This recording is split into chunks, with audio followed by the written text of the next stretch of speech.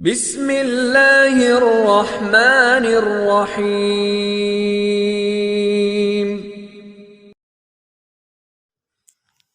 السلام علیکم ورحمۃ اللہ وبرکاتہ۔ الحمد للہ وحدہ والصلاة والسلام علی من لا نبی بعدہ، اشہد ان لا الہ الا اللہ وحدہ لا شریک لہ واشہد ان محمدا عبدہ ورسولہ، اما بعد فاعوذ باللہ السمیع العلیم من الشیطان الرجیم من ہمزہ ونفخہ ونفثہ، بسم اللہ الرحمن الرحیم۔ یا ایہا الذین آمنوا کتب علیکم الصیام کما کتب علی الذین من قبلکم لعلکم تتقون۔ اللہم صلی علی محمد وازواجہ وذریتہ کما صلیت علی آل ابراہیم وبارک علی محمد وازواجہ وذریتہ کما بارکت علی آل ابراہیم انک حمید مجید۔ اللہم انفعنا بما علمتنا وعلمنا ما ينفعنا وزدنا علما۔ سابقہ لیکچرز میں رمضان المبارک کے حوالے سے اور روزے کے حوالے سے گفتگو ہو چکی ہے۔ رمضان المبارک کی فضیلت اور اسی طرح روزے کی فضیلت اور ان دونوں کی اہمیت۔ آج انشاءاللہ الرحمن ہم روزے کے حوالے سے احکام و مسائل ذکر کرنے والے ہیں۔ اللہ تعالیٰ سے دعا ہے اللہ تعالیٰ ہمیں حق بات کہنے کی توفیق عطا فرمائے، اور اس کے بعد ہم سب کو اللہ تعالیٰ عمل کی توفیق عطا کر دے۔ تو روزے کے لیے سب سے پہلی چیز رمضان المبارک کا شروع ہونا ہے۔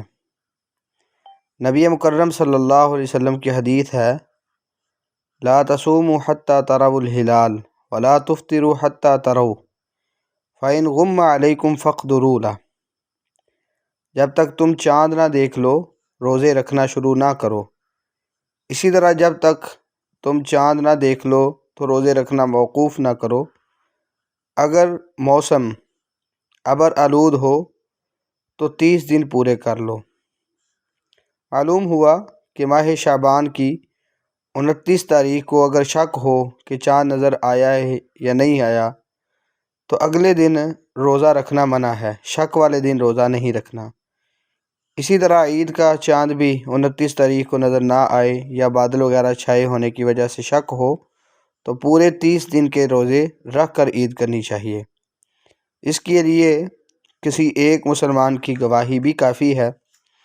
اس حوالے سے کافی تفصیل ہے، جس کا خلاصہ یہ ہے کہ موجودہ صورتحال میں ہم اپنے بڑوں کا، حکمرانوں کا فیصلہ تسلیم کریں گے۔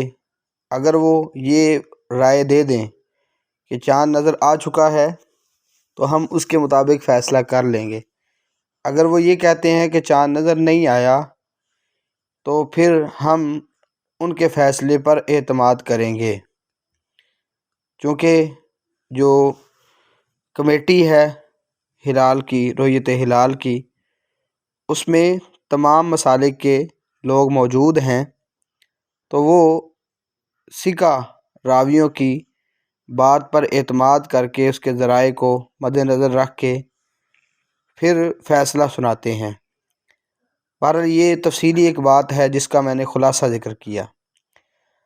دوسری بات یہ کہ روزے دار کے لیے فجر سے پہلے نیت کرنا ضروری ہے۔ نبی مکرم صلی اللہ علیہ وسلم کی حدیث ہے، صحیح بخاری میں سب سے پہلی حدیث ہے، انما الاعمال بالنیات وانما لکل امرئ ما نویٰ۔ یقیناً تمام اعمال کا دار و مدار نیتوں پر ہے، اور ہر شخص کو اس کے عمل سے وہی کچھ ملے گا جس کی اس نے نیت کی ہے۔ تو چونکہ روزہ رکھنا یہ عبادت ہے اور اس کے لیے نیت کا ہونا بہت ضروری ہے، اور نیت فجر سے پہلے پہلے کرنی ہے۔ سیدہ حفصہ رضی اللہ تعالی عنہا فرماتی ہیں، سنن نسائی کی حدیث ہے اور اس کی سند صحیح ہے، لا صیام لمن لم یجمع قبل الفجر، اس کا روزہ ہی نہیں جس نے فجر سے پہلے نیت نہ کی۔ اسی طرح سیدنا عبداللہ ابن عمر رضی اللہ عنہما نے فرمایا لا یصوم الا من اجمع الصیام قبل الفجر، روزہ صرف اسی شخص کا درست ہے جو فجر سے پہلے نیت کرے۔ تو مطلب یہ ہے کہ نیت کا ہونا تو لازم ہے، اور نیت کا تعلق دل سے ہے، دل کے ارادے کو نیت کہتے ہیں۔ اس کے لیے کوئی خاص الفاظ جو زبان سے ادا کرنے ہوں شریعت نے نہیں بتائے، زبان سے تلفظ کی بالکل بھی ضرورت نہیں ہے۔ بعض احباب نے روزے کی نیت کے لیے کچھ الفاظ گھڑ لیے ہیں، جیسا کہ وَبِصَوْمِ غَدٍ نَوَيْتُ مِنْ شَهْرِ رمضان، یہ کہے جاتے ہیں کہ میں نے ماہ رمضان کے کل کے روزے کی نیت کی ہے۔ یہ الفاظ کسی بھی صحیح حدیث سے ثابت نہیں ہے، بلکہ یہ الفاظ خود ساختہ اور من گھڑت ہیں۔ ایک ہے نا کہ صحیح حدیث میں نہ ملے، کسی ضعیف میں مل جائے، صحیح تو دور یہ کسی ضعیف روایت میں بھی موجود نہیں ہے۔ اس لیے نیت دل کا فعل ہے، اور اپنے دل میں یہ ارادہ کریں کہ میں نے روزہ رکھنا ہے۔ تو اس کے بعد سحری کریں۔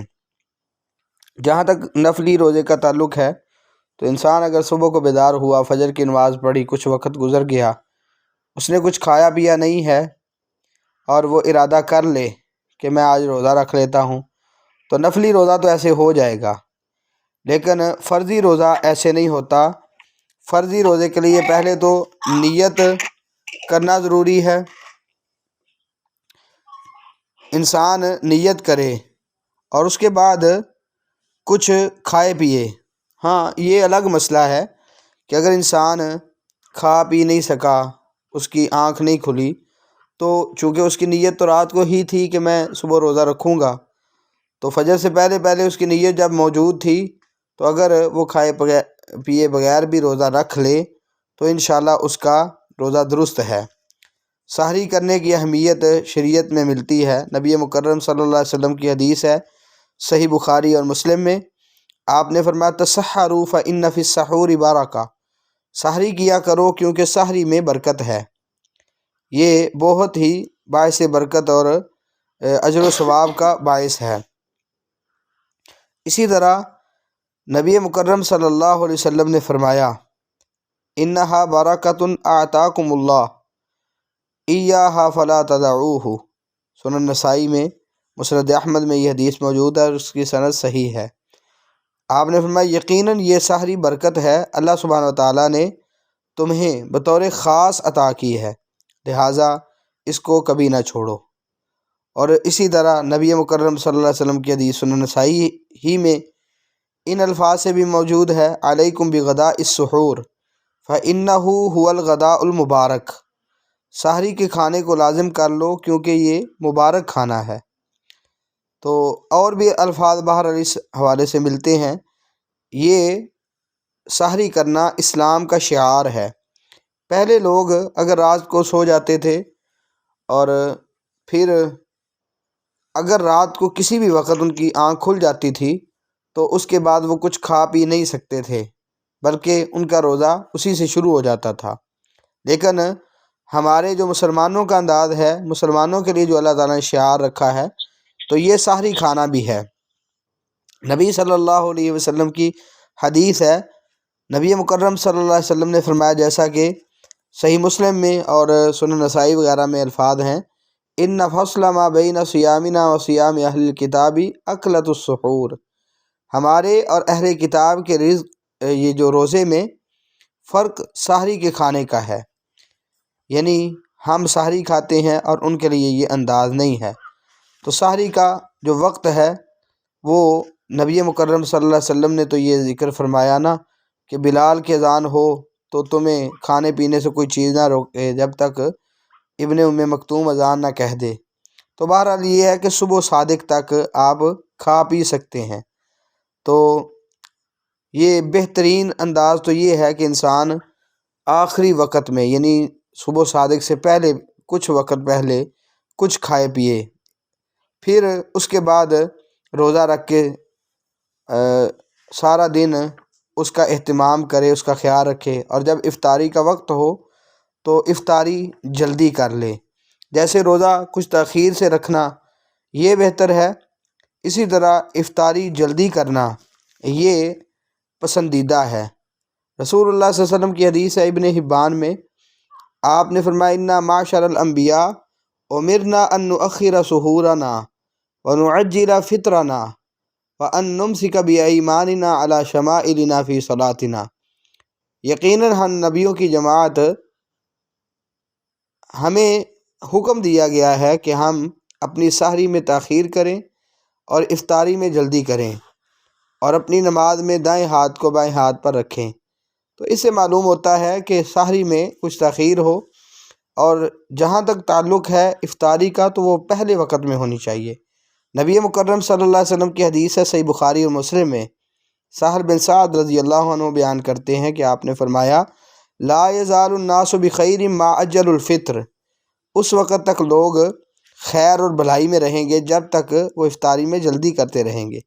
یعنی جب وقت پورا ہو جائے تو روزہ افطار کرنے میں دیر نہیں کرنی چاہیے، لیکن وقت سے پہلے بھی روزہ نہیں افطار کرنا چاہیے۔ یہ یہود و نصارہ کا یہ انداز تھا کہ وہ مؤخر کرتے تھے، جیسا کہ ابو داود، ابن ماجہ اور ابن خزیمہ وغیرہ کے اندر روایت موجود ہے۔ تو بعض لوگ دیکھے گئے ہیں کہ جو وقت ہونے کے باوجود خواہ مخواہ ہی تاخیر کرتے ہیں، جو کہ شریعت میں پسندیدہ نہیں ہے۔ جیسے روزہ رکھنے کے بارے میں کوئی نبی صلی اللہ علیہ وسلم کی حدیث صحیح سند سے موجود نہیں کہ اس وقت کیا پڑھا جائے، بس بسم اللہ پڑھ کے عمومی روایات کے مطابق انسان روزہ رکھے۔ اسی طرح روزہ جو افطار کرنے کے حوالے سے ہے، بہترین بات یہی ہے کہ بسم اللہ پڑھ کے روزہ افطار کیا جائے اور ساتھ یہ دعا پڑھی جائے ذهب الظمأ وابتلت العروق وثبت الاجر انشاءاللہ۔ تو بعض لوگ کچھ کلمات اپنی طرف سے بناتے ہیں، اور اللہم انی لک صمت وبک آمنت وعلیک توکلت وعلی رزقک افطرت، تو یہ کلمات نبی کریم صلی اللہ علیہ وسلم سے ثابت نہیں ہے۔ البتہ یہ جو روایت آتی ہے اللہم لک صمت وعلی رزقک افطرت ابو داود وغیرہ میں، یہ روایت بھی ضعیف ہے، نبی مکرم صلی اللہ علیہ وسلم سے ثابت نہیں ہے، بلکہ یہ روایت مرسل ہے، اور مرسل روایت حجت نہیں ہوتی۔ تو باقی اس کے بعد یعنی جو افطاری کروا رہا ہے اس کو دعا دیں۔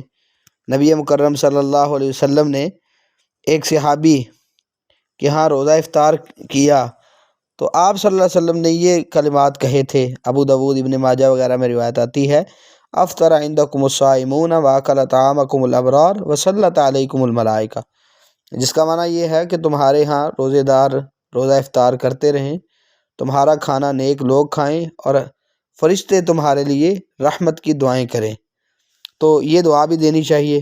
بہرحال کچھ روزے کے بارے میں مسائل ہیں جن کو ہم انشاءاللہ اختصار کا خیال رکھتے ہوئے ذکر کر دیتے ہیں۔ ایک تو روزے دار کے لیے تیل لگانا جائز ہے، سر وغیرہ پہ لگانا پڑتا ہے تو کوئی حرج نہیں ہے۔ مجموع الفتاویٰ میں امام ابن تیمیہ رحمۃ اللہ نے یہ بات ذکر کی، کنگھی کر سکتا ہے، اور اسی طرح خوشبو لگا سکتا ہے، غسل کر سکتا ہے، اور اسی طرح مسواک کر سکتا ہے۔ عبداللہ ابن عمر رضی اللہ عنہما فرماتے ہیں لا باس ان یستاک الصائم بالسواک الرطب والیابس، روزے کی حالت میں خشک یا تازہ مسواک کرنے میں کوئی حرج نہیں ہے۔ یہی اسلاف امت میں چیز ملتی ہے۔ باقی یہ ہے کہ اگر کوئی بندہ ٹوتھ پیسٹ کرنا چاہتا ہے تو وہ بھی کر سکتا ہے روزے کی حالت میں۔ بعض لوگ کہتے ہیں جی اس میں تو ذائقہ آتا ہے مختلف قسم کے، تو اس میں کوئی حرج والی بات نہیں ہے۔ اس کی وجہ یہ ہے کہ ذائقہ تو مختلف مسواکوں کا بھی الگ الگ ہے، تو صرف ذائقے سے بات نہیں بنتی۔ باقی جب مسواک کر سکتا ہے تو اس میں ٹائم کا بھی کوئی نہیں۔ بعض لوگ کہتے ہیں جی روزہ افطار کرنے سے پہلے کچھ وقت ہم مسواک نہیں کر سکتے، کیوں؟ اللہ تعالیٰ کو یہ جو روزے دار کے منہ سے آنے والی بو ہے یہ اللہ تعالیٰ کو بڑی پسند ہے، کستوری سے اچھی لگتی ہے، تو اس لیے ہمیں یہ مسواک کر کے ختم نہیں کرنی چاہیے۔ حالانکہ جس بو کی بات ہو رہی ہے وہ مسواک سے ختم ہوتی ہی نہیں ہے، ٹھیک ہے؟ اس لیے یہ خواہ مخواہی بات ہے۔ اسی طرح غسل کرنا نبی کریم صلی اللہ علیہ وسلم سے ثابت ہے۔ ایک صحابی بیان کرتے ہیں، سنن ابی داؤد میں حدیث موجود ہے، اللہ کے نبی صلی اللہ علیہ وسلم نے فرمایا، وہ صحابی بیان کرتے ہیں کہ میں نے رسول اللہ صلی اللہ علیہ وسلم کو دیکھا ارجنبی جگہ پہ، یصب علی رأسہ الماء، اللہ کے نبی صلی اللہ علیہ وسلم اپنے سر پہ پانی بہا رہے تھے، وہو صائم، اس حال میں کہ آپ روزے سے تھے، من العطش او من الحر، پیاس کی وجہ سے یا گرمی کی وجہ سے، یعنی پیاس کی شدت محسوس ہوئی تو اپنے اوپر پانی بہا لیا اپنے سر پہ، یا گرمی محسوس ہوئی تو اپنے سر پہ پانی ڈال لیا۔ تو امام بخاری رحمۃ اللہ علیہ نے صحیح بخاری میں باب اغتسال الصائم کے نام سے ایک باب باندھا ہے، تو ان لوگوں کا رد کیا جو یہ کہتے ہیں کہ روزے دار کے لیے غسل کرنا مکروہ ہے، تو جب کہ روزے دار کے لیے غسل کرنے کی ممانعت میں کوئی بھی صحیح حدیث موجود نہیں ہے، اور اس سے یعنی دوسری طرف دیکھیں تو نبی صلی اللہ علیہ وسلم سے روزے کی حالت میں نہانا ثابت ہے۔ اسی طرح اگر کوئی انسان روزے کی حالت میں بھول کر کچھ کھا بھی لیتا ہے تو اس میں کوئی حرج والی بات نہیں ہے۔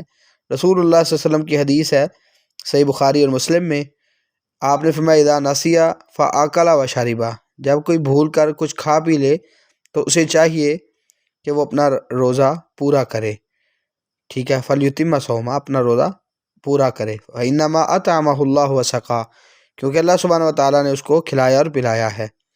اسی طرح بوسہ یعنی کہ دے لینا، اس میں بھی کوئی حرج والی بات نہیں ہے۔ سیدہ عائشہ رضی اللہ عنہ فرماتی ہیں کہ نبی مکرم صلی اللہ علیہ وسلم روزے کی حالت میں بوسہ دے لیا کرتے تھے۔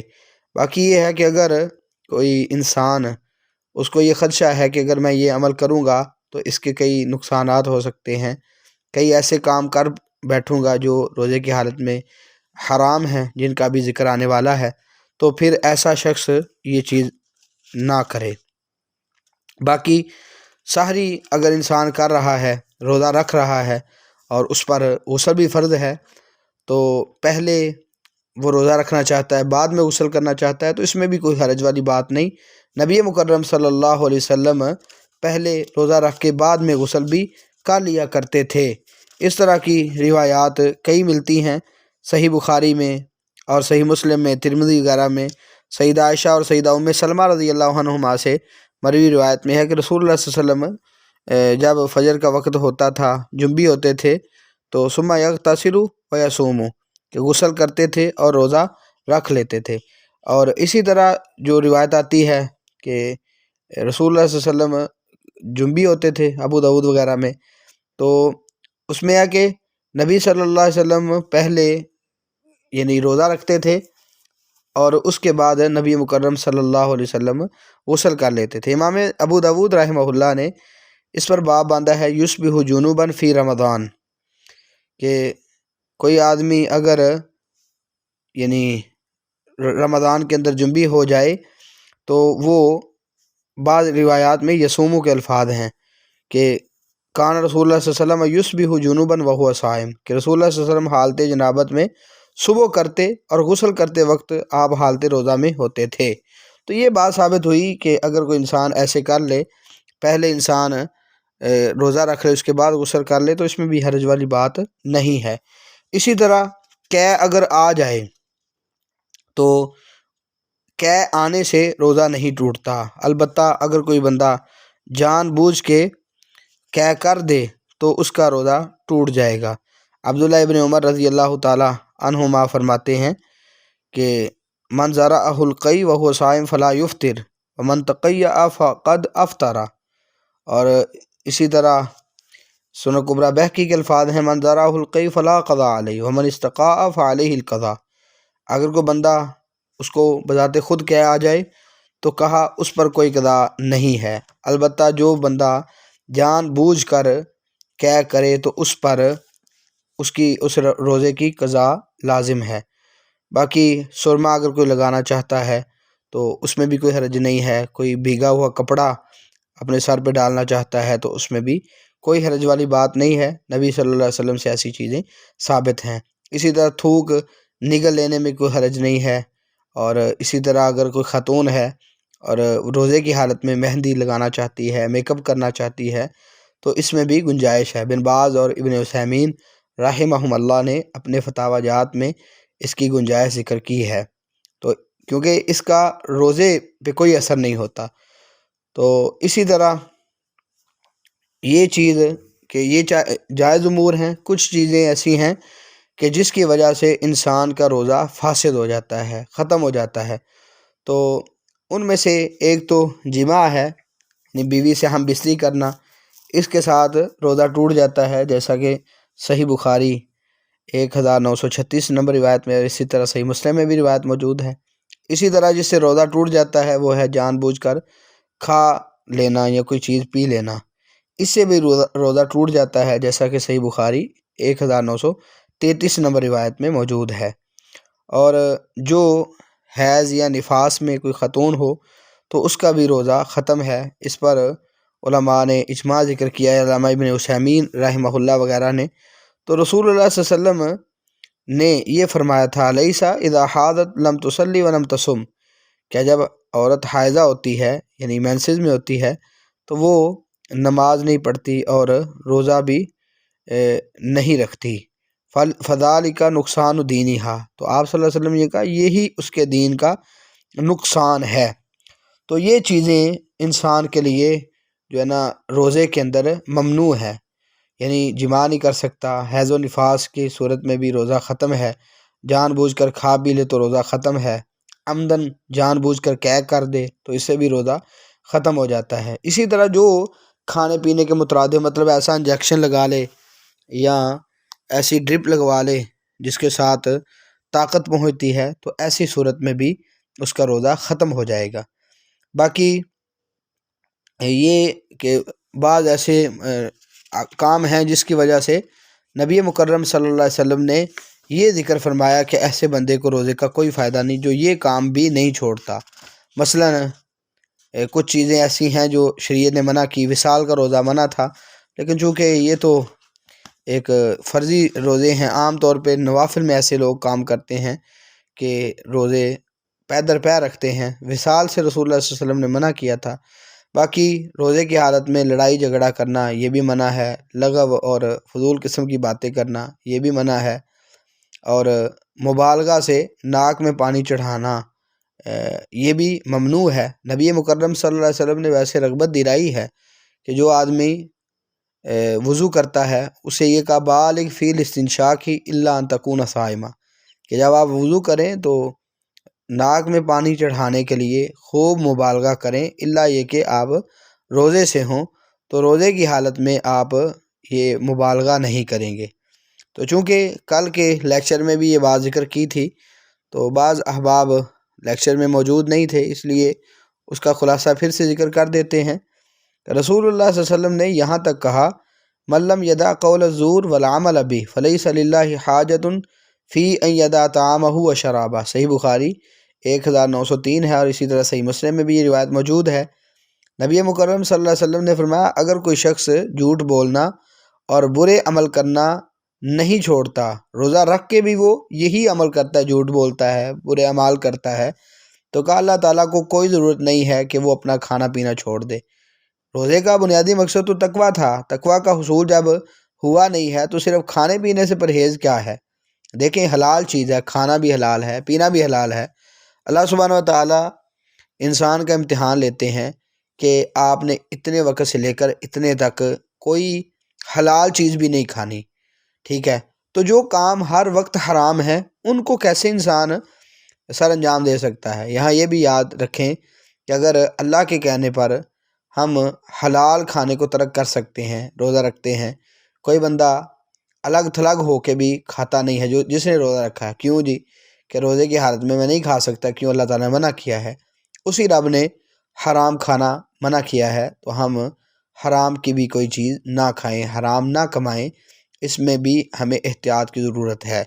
تو روزے میں ہر قسم کے گناہوں سے بچنے کی کوشش ہونی چاہیے، برے اعمال سے، مطلب دغا بازی کرنا اور دھوکہ اور فریب کرنا، ایسے شخص نے گویا کہ روزے کی توہین کی ہے کہ جو ان چیزوں کا خیال نہیں رکھتا۔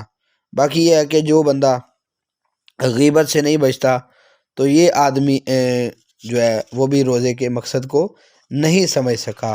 نبی مکرم صلی اللہ علیہ وسلم نے تو یہاں تک کہا کہ جب تم میں سے کوئی روزے کی حالت میں ہو تو کوئی فحش گوئی نہ کرے، شور نہ کرے، اور اگر کوئی آدمی اسے برا بلا بھی کہہ دے، کوئی گالی دے دے یا اسے لڑائی کرے تو یہ اسے لڑنا نہ شروع ہو جائے، یہ اس کو گالیاں نہ نکالے، بلکہ اس پر لازم ہے، آپ صلی اللہ علیہ وسلم نے فرمایا، یہ کہے ان امرؤ صائم، ان امرؤ صائم، کہ بھائی میں روزے سے ہوں، میں روزے دار ہوں۔ تو مطلب ہے کہ روزہ ہمیں یہ سکھاتا ہے کہ اس طرح کی بد اعمالیوں میں ہم نہ پڑھیں۔ یہ روایت مسند احمد میں ہے اور یہ روایت صحیح ہے۔ اسی طرح سنن ابن ماجہ، مسند احمد وغیرہ میں رسول اللہ صلی اللہ علیہ وسلم کی ایک حدیث موجود ہے، آپ نے فرمایا رب صائم لیس لہ من صیامہ الا الجوع، بہت زیادہ روزے دار ایسے ہیں جن کو روزے سے بھوک کے علاوہ کچھ نہیں ملتا، ورب قائم لیس لہ من قیامہ الا السحر، اور بہت زیادہ ایسے ہیں قیام کرنے والے ہیں جن کو سوائے بیداری کے کچھ نہیں ملتا۔ کیوں؟ کہ انہوں نے اس کے مقصد کو نہیں سمجھا۔ جب انسان مقصد نہیں سمجھتا تو اس کو اس کا فائدہ نہیں ہوتا۔ تو باقی کچھ لوگوں کو شریعت نے رخصت دی ہے، اگر کوئی انسان بیمار ہے یا مسافر ہے تو دیگر ایام میں وہ روزے کی گنتی پوری کر دے۔ باقی اگر کوئی ایسا آدمی ہے کہ جو روزہ رکھ ہی نہیں سکتا تو اس کے لیے فدیے کی صورت موجود ہے۔ تو فدیہ طعام و مسکین ہے، قرآن کی نص کے مطابق ایک مسکین کا کھانا ہے، تو ایک روزے کے بدلے میں ایک مسکین کو کھانا کھلا دیں۔ لیکن اس میں ضروری نہیں ہے کہ آپ کسی کا روزہ ہی رکھوائیں، آپ کوئی بھی مسکین ہے اس کو کھانا کھلا دیں، کافی ہے۔ آپ کو یہ دیکھنا کوئی لازم نہیں ہے وہ روزہ رکھتا ہے یا نہیں رکھتا۔ اگر کوئی آدمی ہے وہ خود بیمار ہے، وہ روزہ خود نہیں رکھ سکتا لیکن ہے مسکین، اگر آپ اس کو کھانا کھلا دیتے ہیں، کوئی راشن دے سکتے ہیں، تو اس میں بھی حرج والی بات نہیں ہے۔ اگر کوئی انسان یہ راشن وغیرہ یا کھانا نہیں دے سکتا اور رقم ادا کر دے تو انشاءاللہ اس کے ساتھ بھی گنجائش ہوگی اور اس کے ساتھ اس کا فریضہ ادا ہو جائے گا۔ باقی یہ ہے کہ اگر کوئی حاملہ ہے، یعنی دودھ پلانے والی ہے، یعنی حاملہ ہے، پریگننسی میں ہے، اور اسی طرح مرضعہ جو دودھ پلانے والی ہے اور وہ روزہ نہیں رکھ پائی، اور اس کو یہ بھی معاملہ یعنی پیش نظر ہے کہ پہلے پریگننسی میں تھی، بعد میں 2 سال تک بچے کو دودھ پلانا ہے، اس کے لیے اگر مشقت ہے اور بچے کو بھی نقصان کا خدشہ ہے تو ایسی خاتون بھی روزہ ترک کر کے وہ فدیہ ادا کر سکتی ہے، انشاءاللہ اس میں بھی کوئی حرج والی بات نہیں ہے۔ اسی طرح اگر کوئی انسان روزے کی حالت میں اپنے بچے کو دودھ پلانا چاہتی ہے تو اس میں بھی کوئی حرج والی بات نہیں ہے۔ یہ چند باتیں تھیں۔ بہرحال اس کے آخر میں ایک دو بات یعنی رمضان کے حوالے سے، خصوصاً تراویح اور قیام اللیل کے حوالے سے کرنا چاہتا ہوں کہ قرآن مجید قیام اللیل میں خود پڑھنا چاہیے، اور بہتر یہی ہے کہ انسان اگر جماعت کے ساتھ مل سکتا ہے تو جماعت کی صورت میں تراویح ادا کرے، کیونکہ رسول اللہ صلی اللہ علیہ وسلم کی حدیث ہے، جو امام کے ساتھ قرات کرتا ہے یعنی نماز پڑھتا ہے حتیٰ کہ امام مکمل نماز پڑھا دے تو فرمایا کتب لہ قیام اللیلہ، اللہ سبحانہ وتعالیٰ اس کے لیے ساری رات کا قیام لکھ دیتے ہیں، یعنی ساری رات کا قیام اس کے لیے لکھ دیا جاتا ہے، اللہ تعالیٰ اس کو اتنا ثواب عطا کرتے ہیں۔ تو اس کی 11 رکعات رسول اللہ صلی اللہ علیہ وسلم سے ثابت ہیں۔ نبی صلی اللہ علیہ وسلم نے سیدہ عائشہ بیان کرتی ہیں ما کان یزید فی رمضان ولا فی غیر علی 11 رکعہ، کہ نبی صلی اللہ علیہ وسلم 11 رکعات سے زیادہ نہیں کرتے تھے۔ تو بعض روایات میں چند اور یعنی رکعات کا ذکر ہے جس سے 13 یا 15 تک ثابت ہوتا ہے۔ باقی بعض لوگ کہتے ہیں کہ تراویح کی 20 رکعات نبی صلی اللہ علیہ وسلم کے دور میں یا صحابہ کے حوالے سے یہ ذکر کرتے ہیں، لیکن یاد رکھیں نبی صلی اللہ علیہ وسلم سے یا آپ کے کسی بھی صحابی سے صحیح سند کے ساتھ یہ ثابت نہیں ہے کہ انہوں نے 20 رکعات تراویح پڑھی ہو۔ بعض ایسے آثار جو ملتے ہیں ان میں شدید اختلاف ہے۔ درست اور زیادہ راجح بات یہی ہے کہ انسان تراویح پڑھے لیکن جیسے مسنون ہے اسی طرح کرے، اور اس کے بعد ذکر اذکار میں وقت لگائیں، قرآن مجید کی کثرت سے تلاوت کریں۔ نبی مکرم صلی اللہ علیہ وسلم رمضان میں کثرت سے قرآن مجید کی تلاوت کرتے تھے، اور ذکر کریں، دعا کریں، اور خصوصاً جب سحری کے لیے اٹھتے ہیں تو اس وقت بھی استغفار کریں، دعا کریں، کیونکہ قرآن مجید میں اللہ سبحانہ وتعالیٰ نے یہ ذکر کیا متقین کے حوالے سے، وبالاسحار ہم یستغفرون، کہ وہ سحری کے وقت استغفار کرتے ہیں۔ تو انشاءاللہ یہ بہت ہی خیر کا معاملہ ہے۔ اللہ تعالی ہمیں رمضان کی روزے کی قدر کرنے کی توفیق دے۔ السلام علیکم ورحمۃ اللہ وبرکاتہ۔